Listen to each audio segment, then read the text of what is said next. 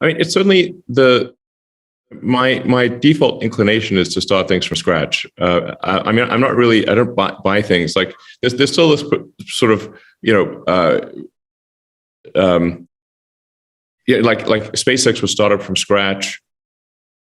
In the case of Tesla, it was like 5 people. There's still this guy, Everhard, who's the worst guy I've ever worked with, who tries to claim like sole credit essentially for creating Tesla. And if he's so damn great, why didn't he just go, create another car company when he was fired? But anyway, well, I mean, that's a pretty good story. I mean, yeah. I remember. He's assassin. I mean, no, but I remember having this conversation with you.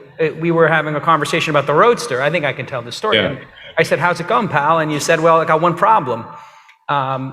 It turns out the Roadster parts and putting it together cost $190,000."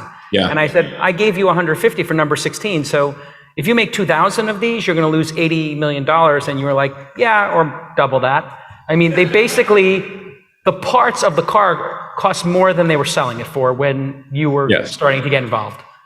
It was disaster. No, I got involved well before that. Well before that, yes. I got involved when Tesla was nothing but a piece of paper. Let me be crystal clear. Crystal fucking clear. Yeah. No, they didn't bring me in either. I was gonna start an EV company with JV Straubel, and based on the AC propulsion T0. And when I asked AC Propulsion if it was okay to do that, they said, well, there's also some others who want to create an EV company, but have not created one yet. Yes. Would you like to join forces with them? And I said, okay, well, we'll do that. That was a huge mistake. JB and I should have just started the car company ourselves. Instead, we teamed up with Everhard, Topping and Wright. Big mistake. The actual moral error here was me trying to have my cake and eat it too, which is like, I just want to work on the technology and the product and have someone else be the CEO and sort of run the business operations, because I just like working on technology and product and design. And also I was like doing SpaceX, at the time, and our rockets were blowing up. So it seemed like, okay, this is like, I always wanted to do an electric car company. This is how I can have my cake and eat it too. That was a huge mistake and fundamentally a moral error. So in the end, I had to friggin' be CEO, and I didn't want to be, basically.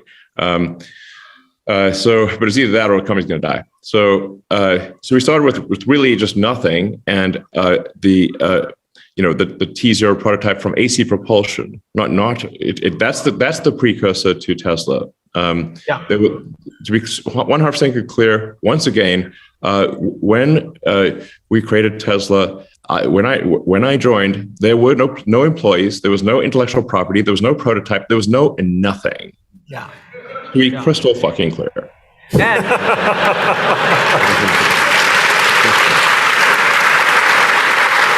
And it almost bankrupted you. I mean, that sent you to the cliff of insolvency. Yeah. I mean, that was... Yes, we were on the ragged edge of bankruptcy so many times it was ridiculous.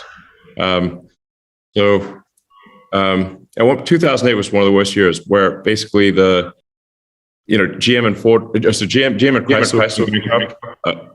Ford almost went bankrupt, and trying to raise money for a startup electric car company in 2008 while GM was going bankrupt was difficult to say the least. People were angry that I even asked them for money.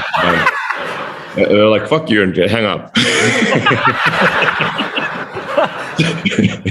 So the only way that Tesla actually made it through 2008 was a subset of the existing investors, which includes like people like Antonio Gracias and Steve Jurvetson and a few other key people, Ira Ehrenpreis, who I hold a debt of gratitude to this day. And I put in all the money I had left, and they said everything, literally everything. I didn't even have a house. So this is my ex-wife at the house. So I was like staying actually in Jeff Skull's bedroom, spare bedroom. But there was the subset of the investors would say, okay, if they're putting as much as I put in, so I put in everything.